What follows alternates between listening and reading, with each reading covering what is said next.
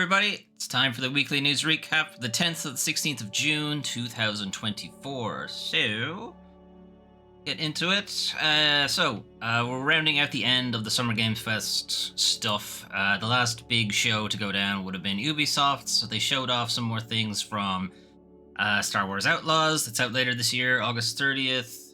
And we do a quick look at the trailer here. So, stuff we've been hearing from the preview event. Whenever you're ready to play this trailer, that'd be great. Anyway, stuff we've been hearing for the preview event is that a lot of press coming back from it is that it feels a little dated, feels a little old school. It feels early Uncharted, Uncharted 1 for the most part, Uncharted 2, which isn't a bad thing. That's a very good game. I think the issue that is taken with it is that that kind of felt like they were going for more with it. On the other hand, there's also a lot of news that the preview demo that people have been playing doesn't actually involve a lot of the open world stuff that they were also planning to add to the game. So we don't know. If it's an accurate representation of the game you'll actually get on August, or if it is not. We won't know, I guess, until the game comes out proper or until there's an updated demo for press. But at this point, I don't think they're going to get an updated demo. And what I'm really hoping for is that the open world stuff isn't, the Ubisoft open world stuff. It's, outposts and tower climbing and all of that kind of shit.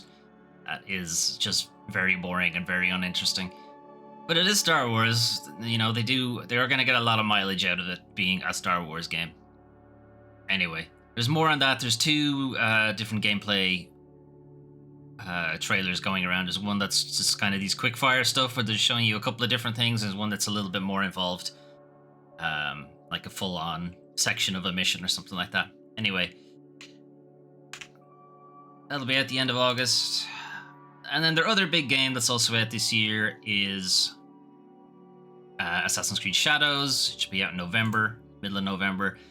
This was another kind of showing off two different ways the game will be played. So playing as either Yasuke or Naoe, I think is the ninja's name. I don't remember.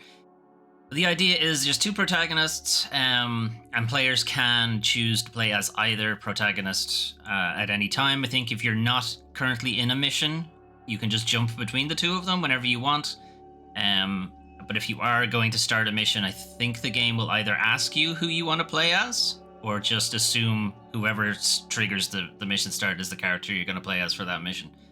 And there are very different playstyles. So Yasuke here, big guy, full armor. He's not going to be climbing walls and, jumping from the rooftops and shit like that. He's just going to walk in and hit you really hard with the club on his back. And that's kind of the gameplay they're showing off here. He comes into this little village. They tell him that there's some shit going down. He's here to look for somebody in the first place, but he kind of helps out in the village anyway. I'm gonna skip ahead a little bit. You can pet the dog. It's always very important that you're able to pet the dog. That's too big to be a Shiba. Must be an Akita. Anyway, yeah, that's an Akita. Anyway, moving on. So Yasuke gets this mission here. Hey, you need to help out. The village is people are being shitheads to us. I'm gonna skip because it looks like there's actual chapter stuff here. So things don't go well. Diplomacy is quickly thrown out the window. Yasuke rather easily defeats these guys. So there's you can see there's like a yellow kind of glow around some of the armor that some of the enemies are wearing. I'm not sure if that's to show you that they are armored, so you're not going to kill on that hit, and that you need to break it. There's a chain parrying. On the other hand, he did kill him with that hit, so yeah, I don't know what the yellow is meant to signify. That you're targeting them. You can see he has two bars. The top bar isn't really changing at all though, so I don't know what that's meant to entail. Now it's broken. Maybe they're direct hits to armor? Again, not clear, and it wasn't actually... No one told us what it meant.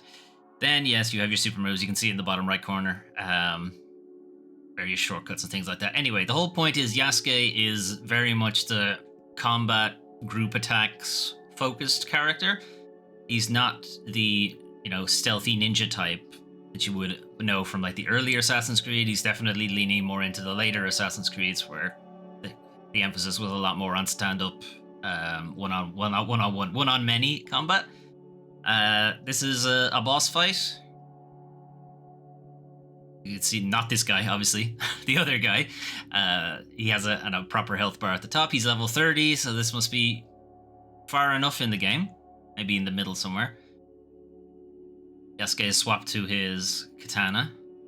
The armor has dropped to the floor, so there is some kind of armor system.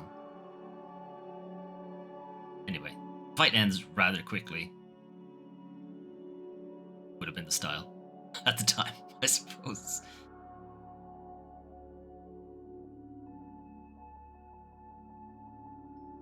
I could have sworn I remember this fight ending in like one swipe. I think that's what I was just thinking of. Anyway. Not sure what the health bar is meant to signify, because he took like 2 chunks of his health bar with that attack.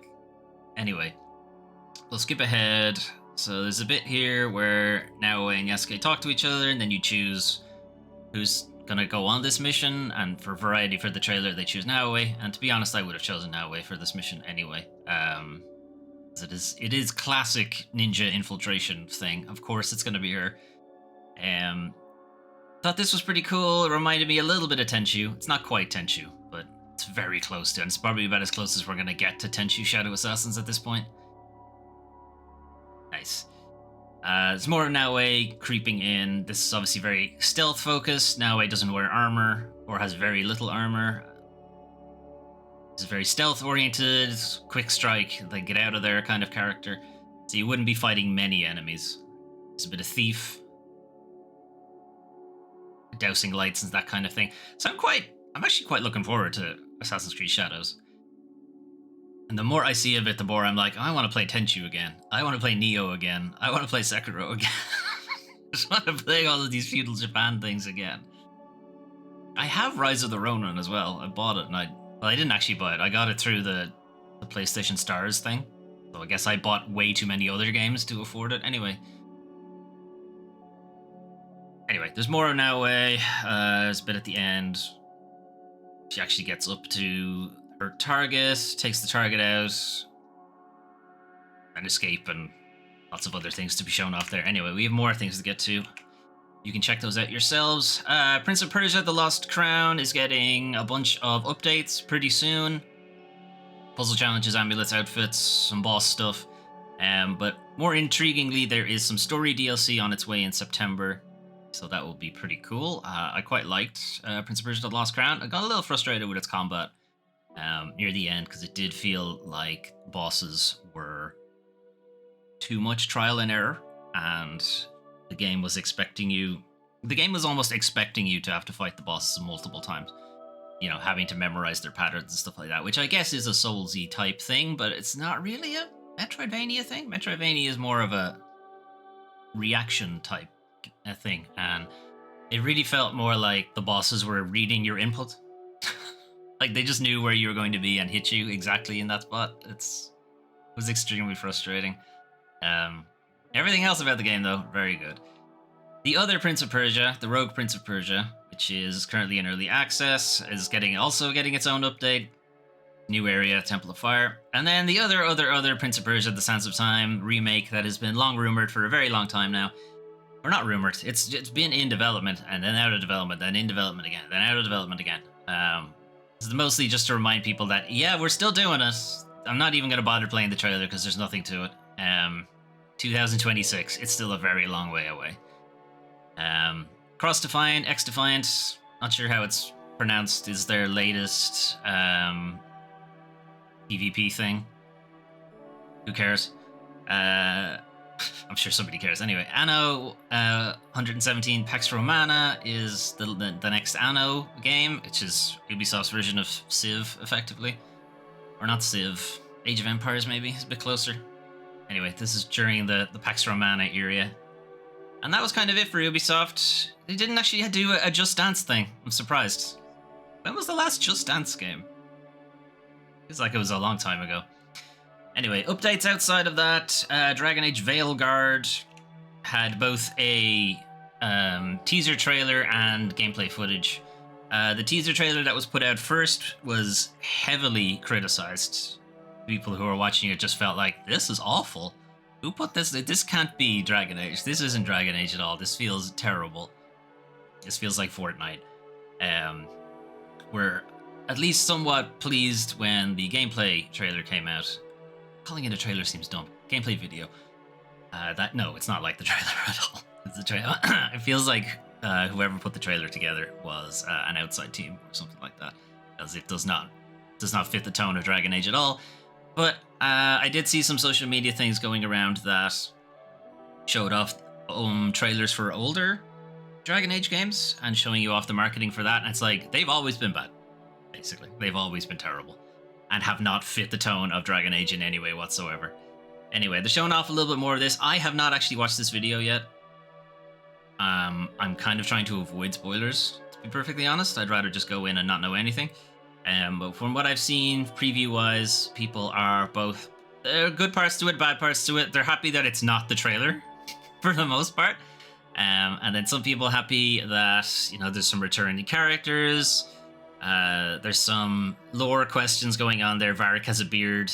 Varric, very... character-wise, in his history, he kind of eschews the dwarven traditions and very specifically does not wear a beard. Hey Melwin, how are you getting on? So there's questions why he has one now. If they're going to address that, hopefully they will address that. There's Tears in the Veil, which was a Dragon Age Inquisition thing. It's kind of like one of the bigger plot points of that game, so this is going to be like a direct sequel to Dragon Age Inquisition. It's not clear if your Inquisitor plays a role in the story. So your character from the third game, you won't be able to import them because you won't be playing as them, but story-wise, your story choices and what have you will make a return. How they're going to handle Dragon Age 1 and 2's choices isn't clear yet. Yeah, this is a real step up from Inquisition. Anyway, as I said, haven't watched this trailer yet. Sick again, so you're just not having good luck at all, Melwin. Anyway, I don't want to see too much more of that. Because I said, I'm trying to avoid spoilers. Okay, then Xbox had their after-show podcast stuff. There's a couple of different games that they had to look at. The one that I was most interested in was Avowed, which is the next thing from Obsidian. Gonna skip ahead to some gameplay. That's not gameplay. That's gameplay. Moving on. Exactly. I don't want to see any more spoilers. So Avowed is Obsidian's Elder Scrolls, really. It feels a lot like they're doing the Shimmering Isles from Skyrim. So Avowed is set in the same universe as Pillars of Eternity, which is another Obsidian game, which is a lot closer to something like Baldur's Gate, whereas Avowed is a lot closer to something like Elder Scrolls. We've seen a little bit of it before. Can we just have some raw gameplay, please? It's not just people we're talking to. Okay, here we go. Anyway, so first-person Elder Scrolls-y type things. Things that we've seen from it look fine. Like, we've seen a lot of this before. We aren't necessarily seeing anything new. We've seen a little bit more of the crafting system. We see they're using the more traditional dialogue trees as opposed to what was seen in Dragon Age Veilguard, which is using the Mass Effect dialogue wheel, which I think worked for Mass Effect, but I really don't think belongs in Dragon Age. But whatever, I've lost that argument. They've been using it since since Dragon Age 2, which is quite annoying. I'd rather they would stop doing that. Anyway, more about things here. They go into your different dialogue choices. They talk a little bit about the party camp. Some different characters that will be joining you on. Why do I keep picking the parts that are not gameplay? Preview clearly shows gameplay, and yet it's not. Anyway, different ways you can go about interacting with things. You can go in, you know, the usual immersive sim kind of thing of just go in, all guns blazing kind of thing, or stealth your way in, or talk your way in, or just ignore the quest outright, that kind of thing. Anyway, there's more in that podcast interview if you want to check it out yourselves later on. Then Lollipop Chainsaw repopped version has finally broken cover. So this has been talked about and talked around for a while from Dragami Games, who were planning on remastering Lollipop Chainsaw. For those not familiar, this is a kind of Buffy the Vampire Slayer, but also if it was in the 70s or the 80s kind of thing. So it's very like 80s pop. As a cheerleader, as a chainsaw, takes on a bunch of zombies. It's very kind of grindhouse, I suppose, is how you'd go with it. From what I can see, this is yep, that's Lollipop Chainsaw, just in HD. Like, they're very much trying not to do anything different. There was a banner at the beginning of this trailer to tell you that there are 2 different versions of the game, or 2 different modes, if you like. There's original mode, which hasn't really changed anything. It's as gory and as violent as the first one was, and then there's a second one which is less violent, and I think that's more to cater for people streaming it so they don't get demonetized more than anything else. This game gets very violent very quickly. This was one of my first Let's Plays that I did, that I actually put out on YouTube. The actual first one is Mirror's Edge, but this must be second or third because it was very early. Anyway, we are going to do it again. Whether it's going to be a full Let's Play, I don't know. We have to see if there were any changes that they haven't talked about or what have you. But anyway, we'll see. This will be out September 25th. Our Lollipop Chainsaw repopped. Visions of Mana has also got its release date. It's August at some point. I don't remember when. So Visions of Mana is a return to the Of Mana JRPG series, Secrets of Mana, Legend of Mana, that kind of stuff. A lot of this trailer is showing off different party members, different other characters that you can play as, a little bit of the combat, a little bit of the open world. I've never played the Mana series, so I'm not entirely sure how big a change this is. Because I don't know if the game was ever a real-time thing or if it was a turn-based thing. I feel like it was a turn-based thing, and now it's more of like a one-character, open-world hack-and-slash kind of thing. So I don't know how the fans necessarily feel about that. I haven't really been paying attention to it, but it looks good. I'm down. I want to play this. I think there have been some likening to it to like stuff like Genshin or what have you, but it's not really like Genshin Impact. Or at least the older games definitely were nothing like Genshin Impact. Hopefully it's not in the same way, Genshin was all gachapon and gambling and paying money to get particular characters or getting the chance for particular characters. You couldn't just buy the character you wanted. Anyway, I don't think it's going to go that end of things. But we'll see. We'll find out in August at some point. August 29th, near the very end of August. That's when we'll know. Finally, we had Shovel Knight. So Yacht Club Games had a little bit of a announcement spree over the last couple of days. The biggest one is that there is a new version of Shovel Knight DX. Shovel of Hope, I think is what it's called. Shovel of Hope Edition, which is effectively just collecting all of the Shovel Knight stuff, and I think there's been some art redo as well. But this is effectively the definitive Shovel Knight experience at this point. Play as all the different characters that they've released up until now. The different modes. They've also added a rewind mode. So if you fuck up a platforming element, you can just rewind and try it again instead of restarting. Co-op, which is obviously going to be nonsense in Shovel Knight. And there's built-in cheats, which are kind of funny. It's like big head mode and like infinite magic and that kind of stuff, which is pretty funny. Elsewhere, though, in their announcements, a couple of their mobile-only games are making their way over to PC, so they'll have everything in one spot. And they've also teased a Shovel Knight sequel that seems like it's going to be going 3D instead of 2D. So the original Shovel Knight was a real homage to like the older Castlevania games. It's a question now if the 3D Shovel Knight will be an homage to the 3D Castlevania games, which I don't think deserve a homage, but we'll find out. Your free Epic game this week was Red Out 2, which is effectively Wipeout, but we don't have Wipeout anymore, so this is as good as you're going to get.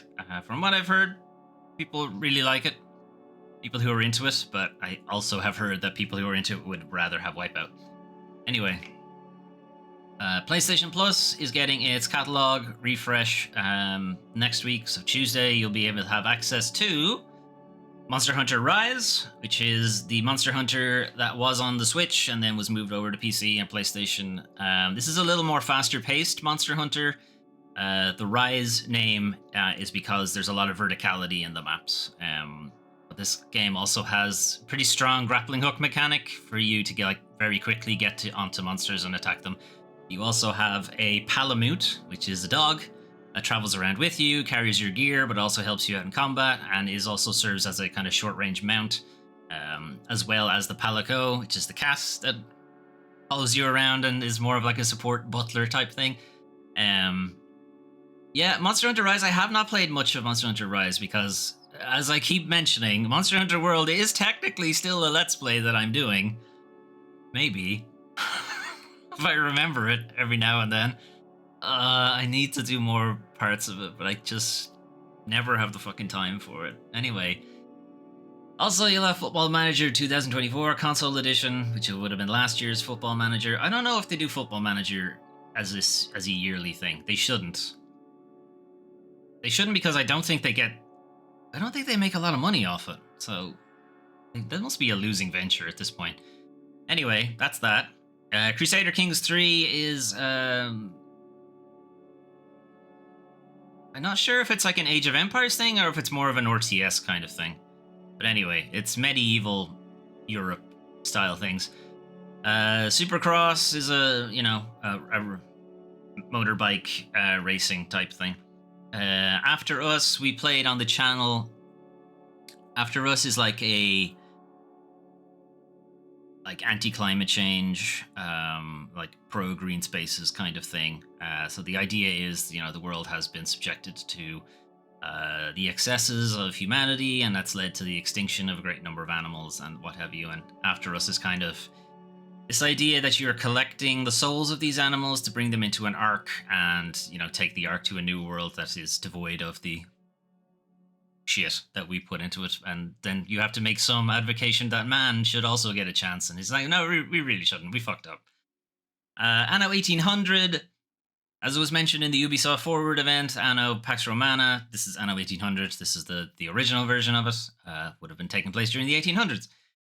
Police Simulator, no, don't want it. Far Cry 4 is making a return to PlayStation Plus. It was taken off it a while ago, and now it's back on it, or will be back on it. And then a couple of Lego games, the Hobbit Lego game and the Incredibles Lego game. The Hobbit Lego game, I think it was the last one before they added voice acting. Or it might have been the first one they added voice acting. I'm not sure. It was in that transition anyway. I think the deal was they added voice lines from the film? Actually, I might be thinking Lego Lord of the Rings. Lego The Hobbit is a different one. Yeah, I'm thinking of that. I think this one just has straight on voice acting. Lego The Incredibles. And then the premium is the higher tier. So that's getting some PSVR 2 games. It already has some PSVR 2 games that were added at the beginning of this month. So another one is being added, Kayak VR, which is very pretty. It's a very pretty game. Can't say I'm super into kayaking exactly, but the environments they put you in are incredibly realistic and striking. It is quite enjoyable to just scoot about on your kayak. Some more Lego games, Lego Star Wars 2, the original trilogy, and Ghost Hunter, which I've never heard of, but I think it's like an old PS2 piece of shit. Dexter was a PSP only spin-off of the Jak and Daxter games where you played as just Dexter, but that's made its way over to consoles now as well. So that's your catalog update. Those are some of the games you can play soon. What if you wanted to play something right now? Well, you can play Shin Megami Tensei 5 Vengeance. So up until now, SMT 5, was exclusive to the Nintendo Switch. It was the only way you would be able to play it. Now with the Vengeance version, it's adding the DLC and it's making itself available on all consoles and PC.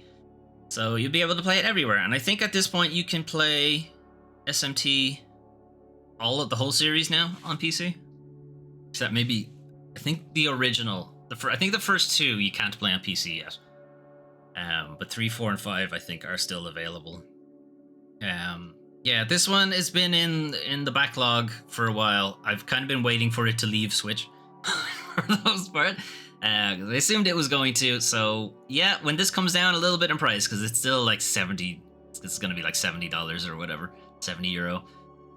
So we're going to wait a while, but you know, I have a shit ton of other games to play in the meantime, so we'll wait on that one. Anyway, SMT Vengeance, and then we also have Wayfinder. So Wayfinder has been out for a while. It's been in early access for a good while, but it was a free-to-play live service monetization garbage thing. Then nobody wanted it, and they realized nobody wanted it, so they said, okay, you know what? Let's take out the monetization shit that nobody likes. Let's make it a premium thing that you buy. We're gonna, you know, keep it cheap enough. It's like $40 or something.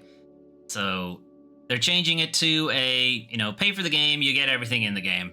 You know, the traditional way to do these things, which is a way better way to go about it. So if you've played things like Kingdoms of Amalur or something like Darksiders or Diablo or what have you, it plays a little bit like Diablo, but you can see the art style is a lot closer to something like Darksiders or Kingdoms of Amalur or that kind of thing. So yeah, I was actually quite looking forward to Wayfinders until it turned into a live service thing, and then I completely lost interest in it. But now that it's turned into a, you know, a standard proper game that isn't trying to steal all of your money all of the time, yeah, I think we'll give this another shot. So this is out on PC for now, and it's going to make its way over to consoles soon. The game is still technically in early access, so I'm going to wait until it's out of early access, because I do that anyway. I'm just going to wait till the game is done. As it will also give them time to figure out what changes need to be made, that it's no longer a live service game. You know, what changes need to be made to the loot, what changes need to be made to character progression and all of that kind of stuff. And I imagine they've done a lot of that already, but you know, there's going to be like some small just shavings that they'll have to make around the area. Moving on. Anyway, it is fortunately though now time to talk about the worst part of video games. Video game industry. So, we've got more news on Disco Elysium. And the news is bad. Well, not bad. The news is no different, really, but any chance of us getting a sequel to Disco Elysium anytime soon is quickly evaporating. So a follow-up to the legendary Disco Elysium might have been ready to play within the next year. Sam's devs loved it, but management cancelled it and laid off the entire team. Yes, MBAs ruined Disco, as usual. So, since 2019, Disco Elysium sequel has been in the works. They've been trying to make one for ages at this point, and they've cancelled and scrapped and paused projects in and out of things. Then they had that whole legal dispute where a lot of the founding members were fired or left voluntarily. Don't know. Anyway, a spin-off about one of the most beloved characters in Disco Elysium. I think it's believed that it was going to be focused on Ken, but we don't know. But I think that was the idea. It was spearheaded by one of the game's first principal writers. It wowed teams in internal demos, but for some reason the project was cancelled in February of this year, and the entire team, or nearly the entire team, including the head writer, were laid off. So for this article, they spoke with a bunch of current and former employees, as well as Argo Tulik and Dora Klinchik. Both of these would have been writers on the original game. And Dora Klinchik, I think, was a writer on the Final Cut, which is the version that has voice acting in it. Probably the version most of you have played.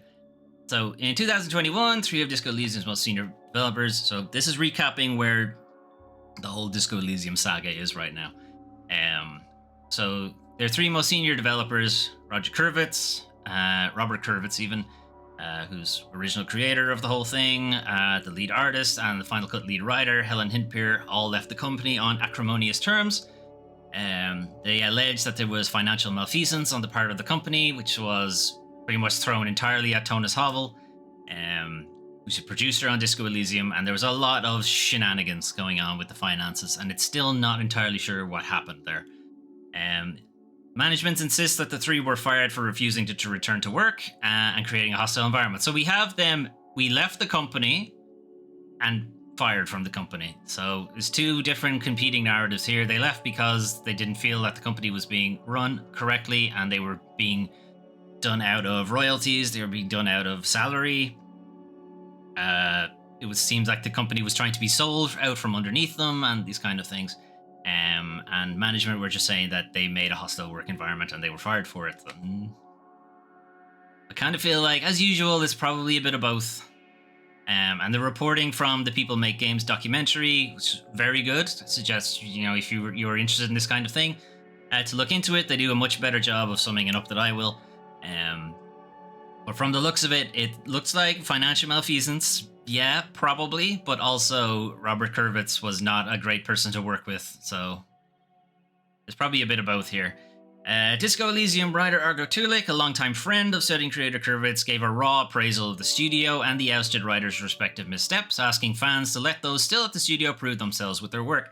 So when the People Make Games documentary came out, fans of Disco Elysium were understandably upset that, this thing that was very important to them, and this is like great story, this great setting, they want to see more of it, they want to keep the original people attached to it and so on, was being private equitied, like what you're seeing with a lot of studios now, studios and developers. It's to say that Studio Zaum, it was kind of hoped that they were, going to be this artist collective thing and they would be somewhat immune to this MBA shit. It's like, no, they're not. Capitalism finds a way. Anyway, Tulik and his team didn't get a chance to prove themselves as they were laid off from Studio Zaum in February alongside nearly a quarter of the studio staff. These were predominantly developers on the now cancelled sequel project, and it's believed that this was retaliation for talking on the People Make Games documentary. Tulik and fellow writer Dora Klinchik laid the blame for X7's, it's the codename for the sequel, and squarely with management, particularly Thomas Havel. Again, 10 other current and former Zaum developers spoke with me under anonymity. They described a confused, rudderless studio that expanded too quickly in the pandemic, struggled to adapt to remote work, and had cancelled 3 projects as the afterglow of its triumphant debut faded into intervening 5 years. So they got too big, and they didn't grow the management team enough to manage the sizable change. This is the growth cancer capitalism thing at work right there. Anyway, there's a little talking about the sequel, but I don't think there's really any point in doing that because we're not going to get it now, so I think we should go into it. For a while, it seemed like miracles were possible, and with them, redemption. However, a company-wide showcase of the game was found to be uniformly positive, with the developers on other teams telling they were very impressed with the demo. Everyone was looking forward to it. Its internal announcement lifted a lot of spirits after a rough time of bad press around the studio. This was exactly the sort of game Zaum needs to put out. It reassures fans that Zaum is not a husk, that the IP is in safe hands, and that the studio is full of talented people with a genuine love for the world of Revachol. Just kind of tell them that, yeah, the original writer and creators are gone, but, we worked on it too. We know the game. We know the setting. You can trust us. Yeah, no. Zaum president Ed Tomaszewski, Tomaszewski. Yep, go with that. Having assured staff in December 2023 at an all-hands meeting that the studio was on strong financial footing, they did not have to fear the layoff crisis sweeping the industry. This was just the end of last year, practically the start of this year. 2 months later, X7 was cancelled and a quarter of Zaum was laid off. Which one is it? Are you on a strong... If they were on a strong financial footing, they didn't have to worry about the layoff stuff. Then that means they were fired or laid off for a different reason that wasn't financial. Or you lied about the strong financial position and they were laid off for that reason. Either way, shenanigans. So, following the departure of Kurvitz, Rostov, and Hindpir, this would have been 2021, there was a crisis at the studio. Executive leadership and management did not provide staff with any information about what was going on. It was very uncomfortable for everybody working there. Work on a full Disco Elysium sequel was eventually halted. This led to flagging morale and a lack of direction after the main creative leads would have left. Multiple sources described the cancellation of Y12, which was their first attempt at a sequel, as having caused friction between Tulik, Klinzik, and management, with one stating that Y12 was cancelled without input from the writers and that it looked like they were being pushed out. So management just completely blindsided them and went, no sequel.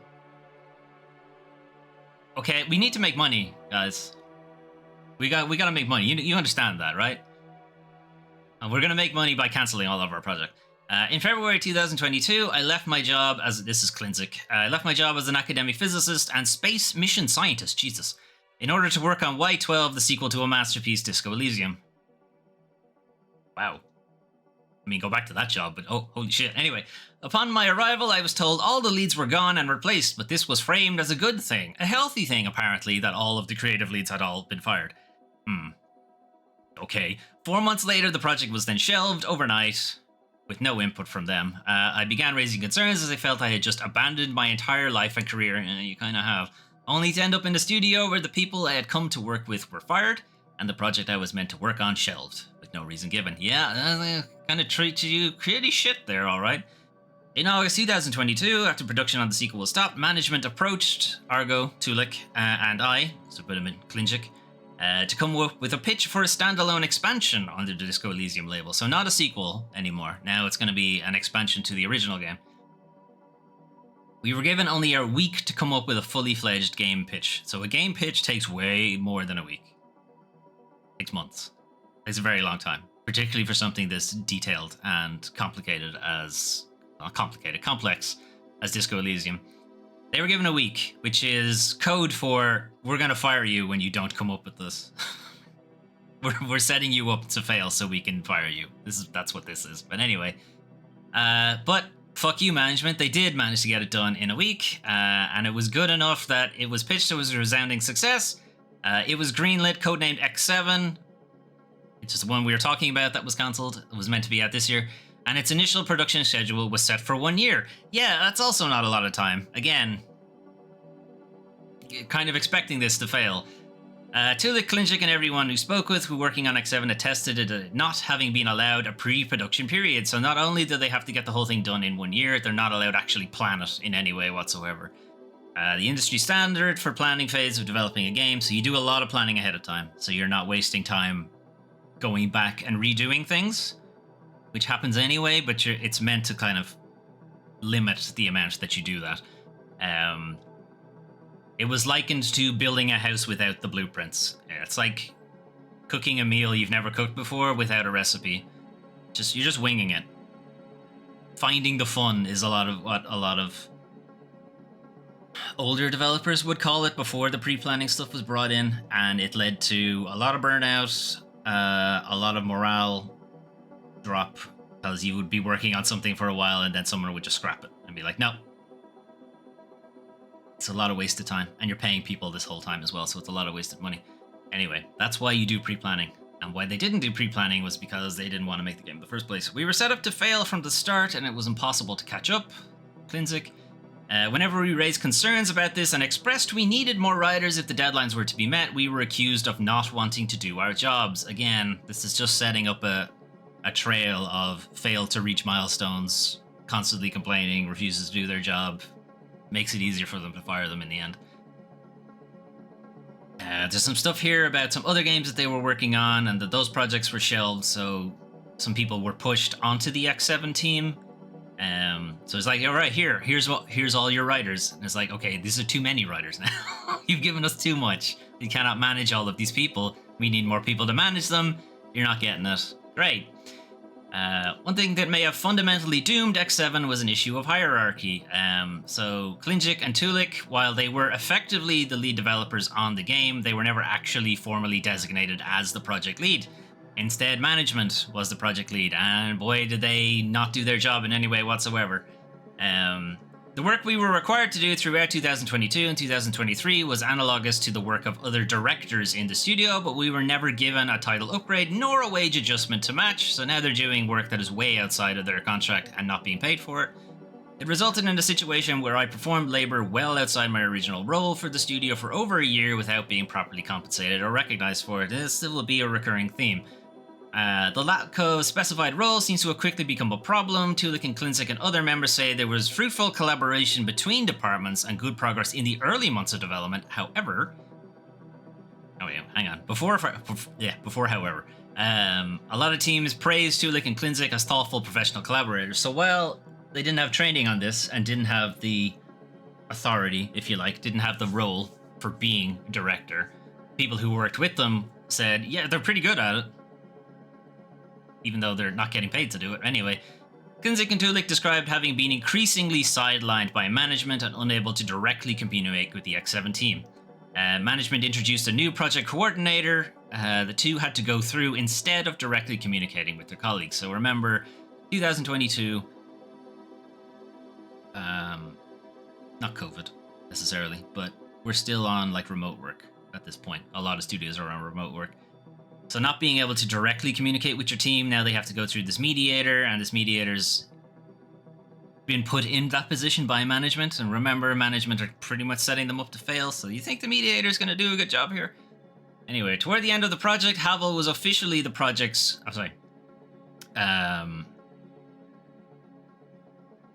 to characterize much of this interference as coming from Tonis Havel. So here he is again, he's back. This is the person who, remember, was at the center of the dispute between the original creators, and they're alleging financial malfeasance from him, and now he's putting himself between the creatives. It sure seems like, wait a minute, it looks like this game might actually get made. I better do something here. So he decided to put himself between them again. Toward the end of the project, Havel was officially the project's coordinator, director, and interim narrative lead. So he basically just came in and pushed people who are actually doing the job out of the way. Suddenly you have no more meetings with writers for some reason, and you're not allowed to send them your work for feedback. So yeah, they just cut them out of the whole process entirely. Klinzik characterizes this this pushing to the sidelines, this interference, all of this stuff as a form of retaliation for Tulik's statements in the People Make Games documentary. So remember, he was talking about how both sides were at fault, and he did call out management for being not very good at their job, and now it's felt like this was direct retaliation for that.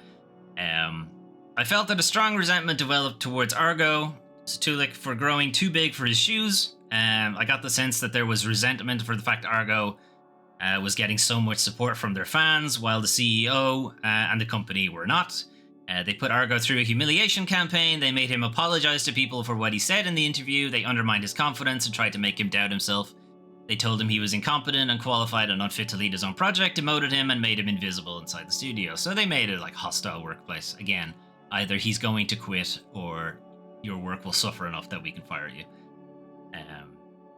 Anyway, it is now the end of 2023. The X7 team has been laid off on the project and cancelled. Despite producing a well-received internal demo at the end of 2023, 2 months later, they were laid off.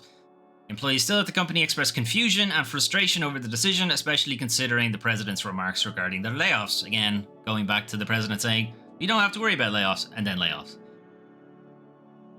The developers I spoke to shared the same sense of disappointment I do, that the idea of Zaum as a different kind of game developer, one driven by artistry and capable of pushing the medium forward with more games like Disco Elysium, was never meant to be. For a supposedly leftist company, this is a real mask-off moment. One current employee told me, another mused that we're not the first studio to go through that, it just feels worse when it's with Zaum. I mean, a lot of the themes of Disco Elysium were, collectivism, anti-capitalism, all of that kind of stuff. And to find that the studio that promotes that kind of messaging is just as susceptible to it. Anyway, this saga's not over. The ongoing issues between the original creators, Kurvitz, and management, I believe that lawsuit is still going. we'll see what transpires of it, but it does look like that the Disco Elysium IP will more than likely be sold. Because it does feel like they're positioning the company to do that, with them just refusing to make a sequel. But so they're still trying to keep the IP alive because it makes it valuable, but they're not putting out any product because they want to keep the price within a particular window for when they eventually sell it. Because if it's too valuable, they won't buy it because it's too expensive. But if it's not valuable enough, they won't buy it because it's not valuable. That's what it feels like. Feels like they're just trying to keep it alive. This is management here, trying to keep it alive to eventually be acquired, rather than, you know, actually make a go of it themselves. Anyway, moving on.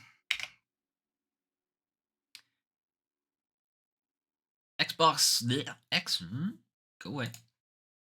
Xbox boss takes aim at Sony over past Call of Duty exclusivity deals. So this was coming out of an interview with Phil Spencer, and also some remarks he made during the Xbox Showcase to say, this is specifically, it was about Call of Duty, but they were talking about how that they weren't going to be doing the slimy platform deals, or the slimy exclusivity things. Slimy platform things is what he said. He reiterated that starting with Black Ops 6, there will be uniform content updates across all platforms. Spencer referred to past Call of Duty exclusivity deals as slimy platform things.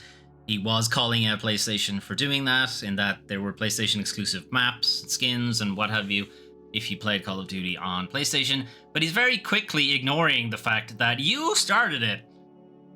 You were all doing this shit during the 360 era. I definitely remember you going, get the thing only on Xbox where you can get this map a whole year earlier than everybody else. I remember Rise of the Tomb Raider being an exclusive for an entire year on Xbox One. I remember that. Also, before you acquired Bethesda, a lot of their games were scheduled to be multi-platform, and then when you bought them, you went, nope, not anymore. So fuck off with your slimy platform things, Phil. You fucking started it. Like, they shouldn't be there at all. I'd agree they should stop doing it, but people in glass houses, Phil. Alright, moving on.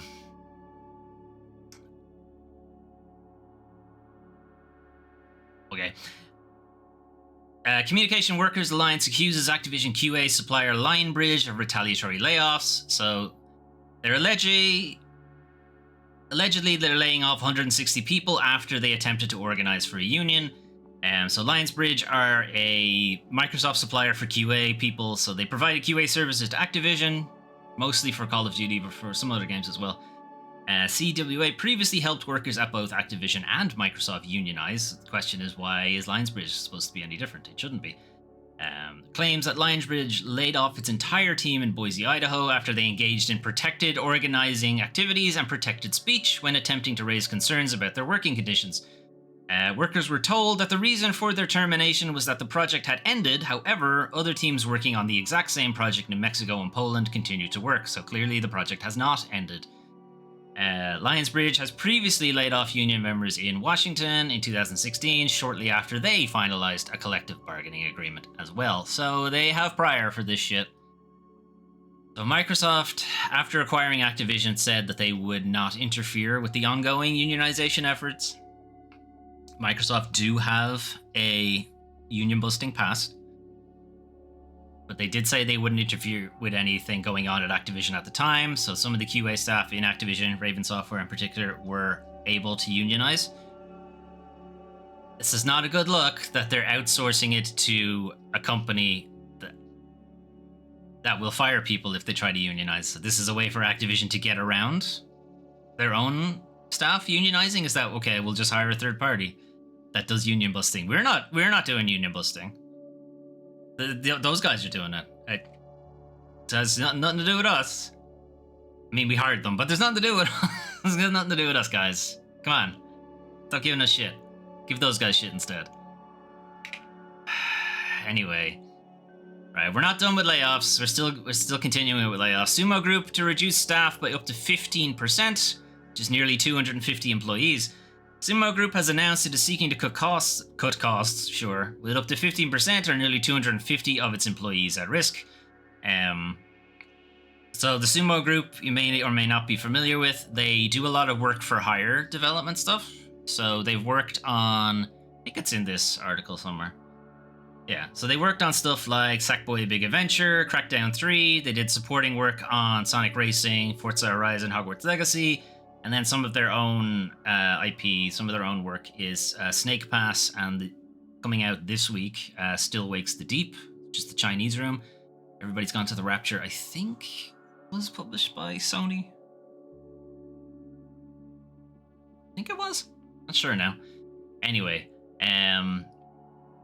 this had been purported as or not a rumor, but it was assumed that it was going to be that Timber Games was entirely going to be shut down, and has later been confirmed that that entire studio is going away as well. Timber Games was founded in 2021, was set up to kind of work on some stuff in Montreal, I think, and never got to make a game. They've been closed now entirely. What's kind of interesting here for cutting costs is that they were acquired for $1.27 billion in January 2022. Where did that money go? How are you cutting costs when you have $1 billion?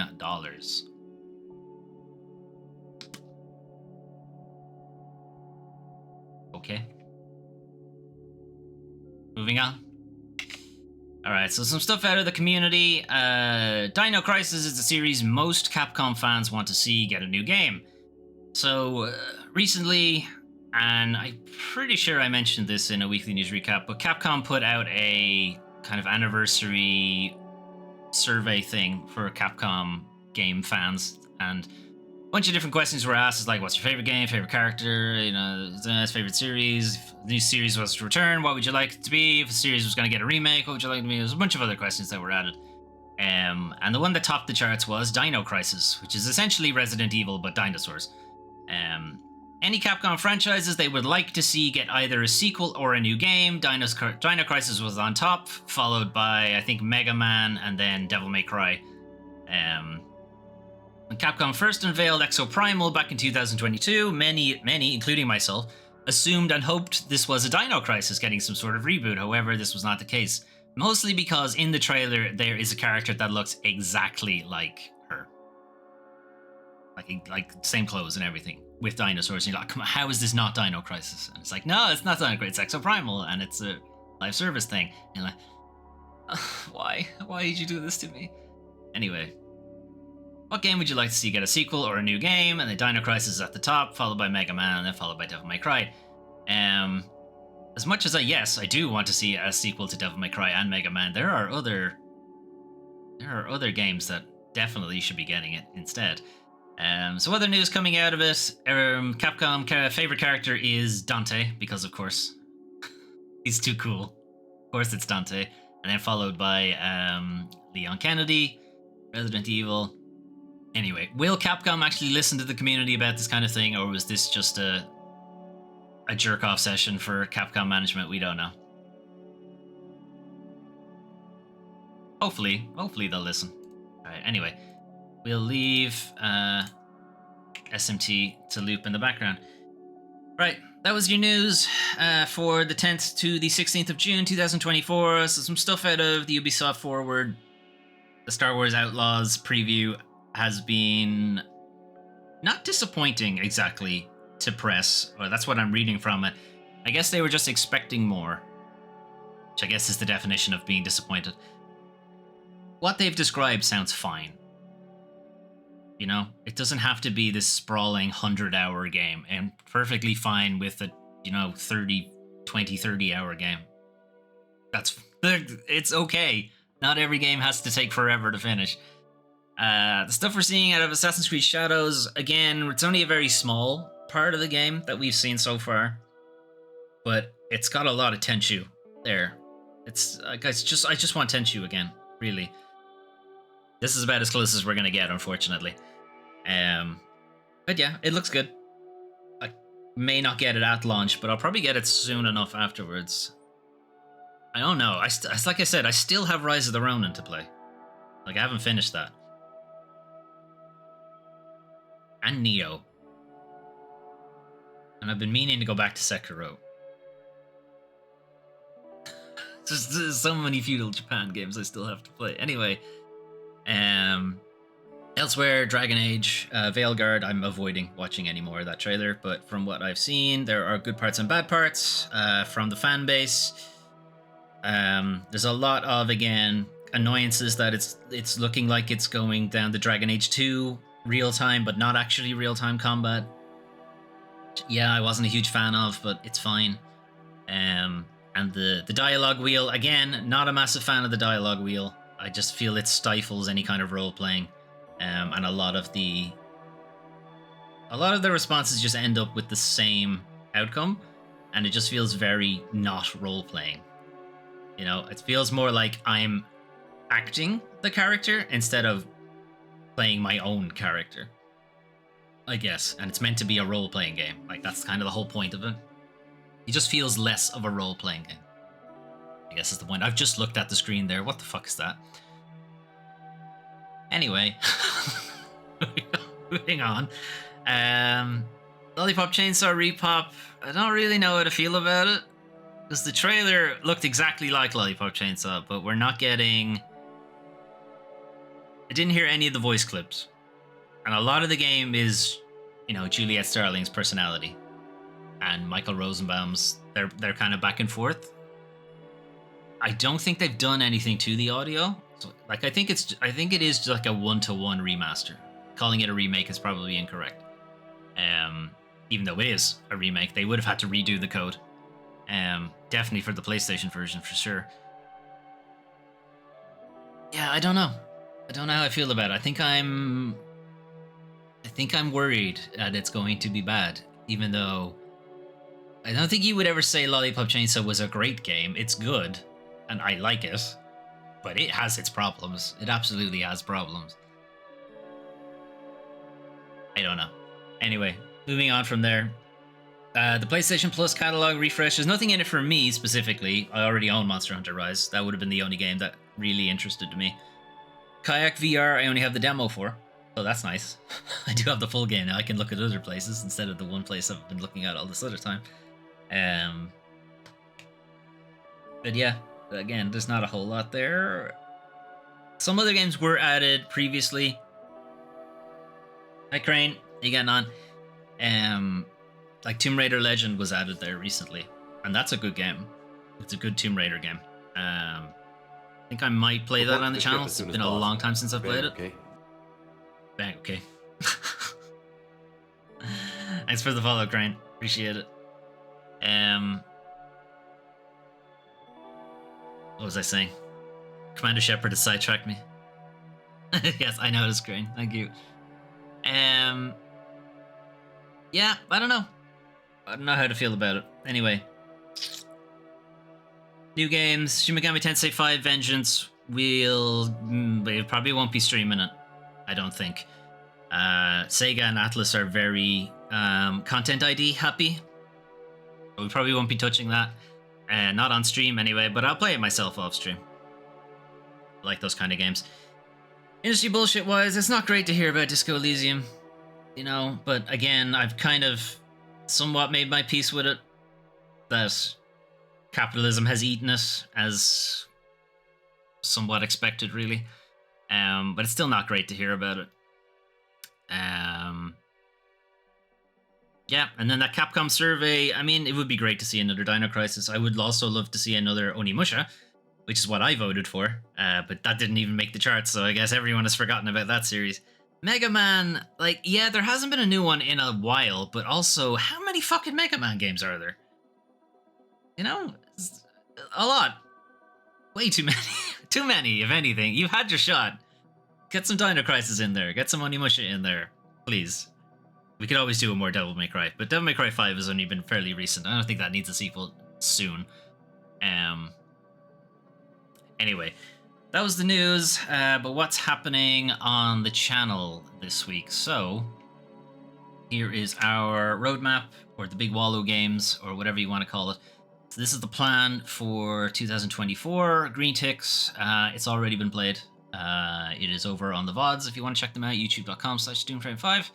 And then the yellow dots, we're currently working our way through it. And then any other symbol you can probably figure out. The clocks, they're on their way, and the locks. The game isn't actually out yet, so I can't play it yet. One thing I have changed, I've removed Darksiders 2, because it's unlikely I'm going to get to it. It's kind of at the bottom of games I want to play.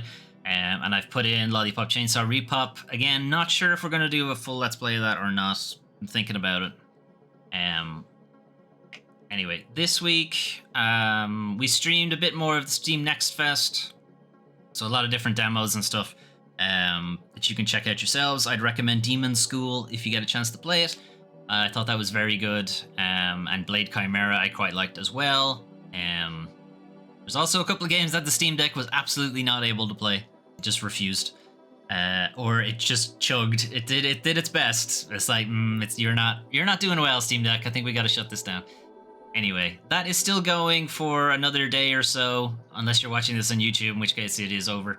But a lot of those demos will probably be still around after a while. Not all of them disappear when Next Fest is over.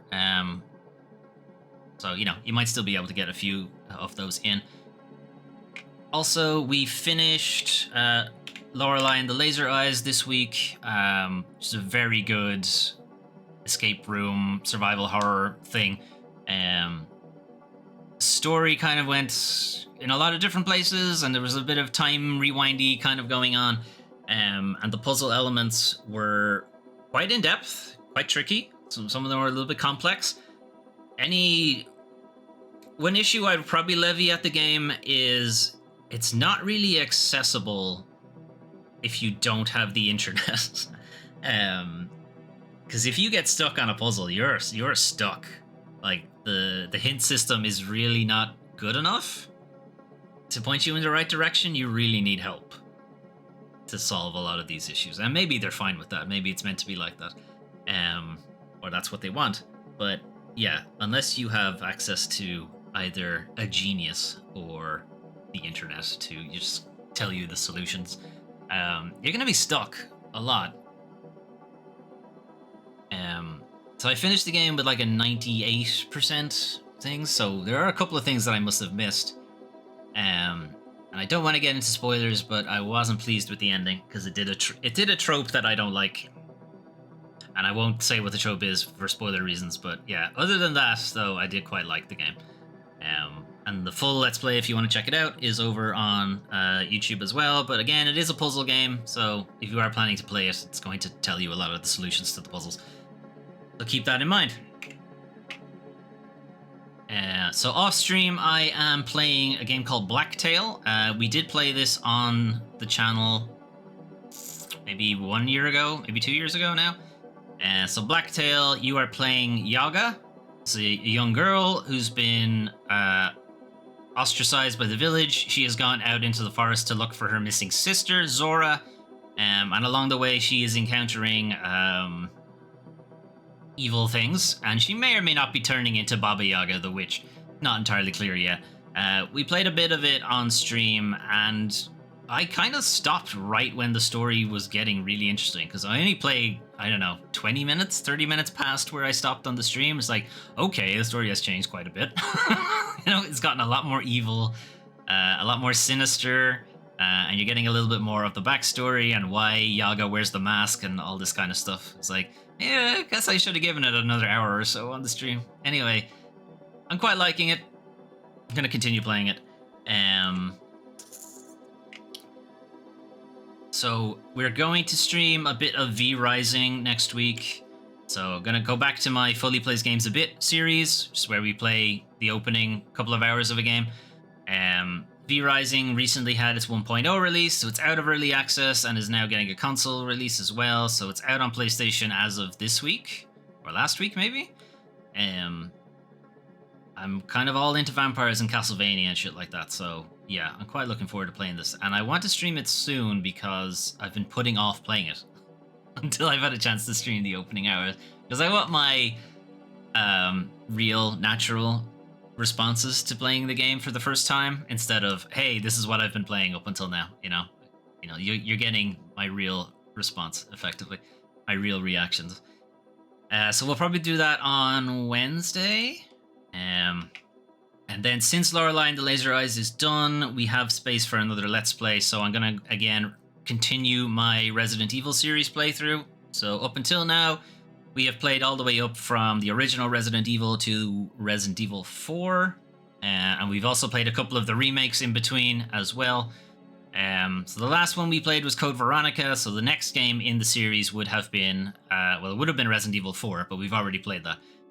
So Resident Evil 5 is next. So we'll be starting that on Saturday. So we'll give that a playthrough and see how far I get. This was also the first time Resident Evil went cooperative.